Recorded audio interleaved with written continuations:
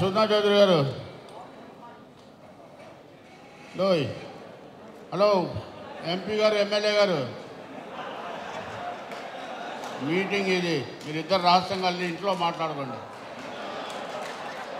కాబట్టి మీకోసం ఇంత జనం 2000 మంది దాదాపు 2 గంటల నుంచి వెయిట్ చేస్తున్నారు. మీకు వంటోని వాళ్ళు కాపులు ముస్లిం సంగతి తెలియదేమో, చాలా మర్యాద ఇస్తారు, గౌరవిస్తారు. తిక్కలేసిందంటే తాడు తీస్తారు. వీళ్ళు చాలా జాగ్రత్త చూసుకోవాలి. మనం మీ అందరికీ కూడా పవన్ కళ్యాణ్ గారి దగ్గరికి వెళ్తే దాదాపు 300-400 మంది యూత్ మీటింగ్ జరుగుతుంది.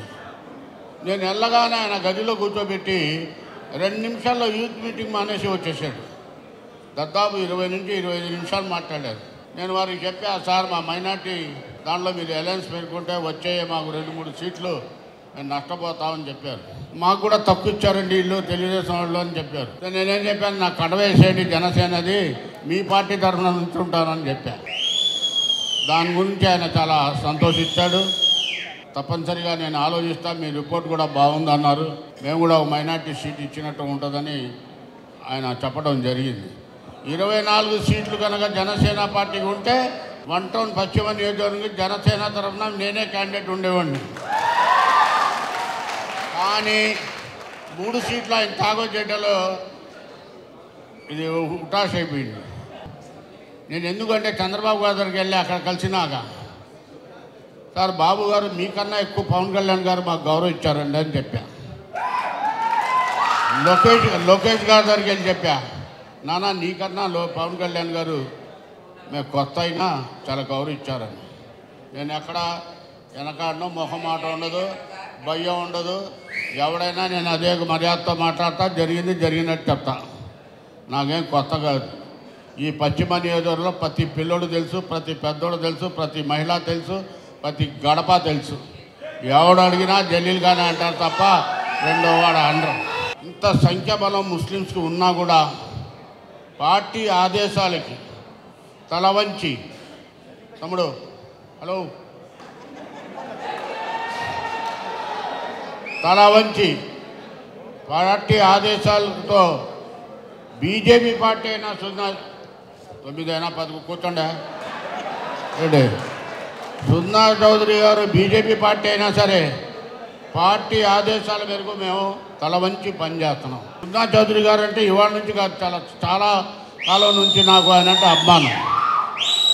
మా ఎంపీ గారి సంగతి మీకు తెలియదు, చాలా సౌమ్యుడు.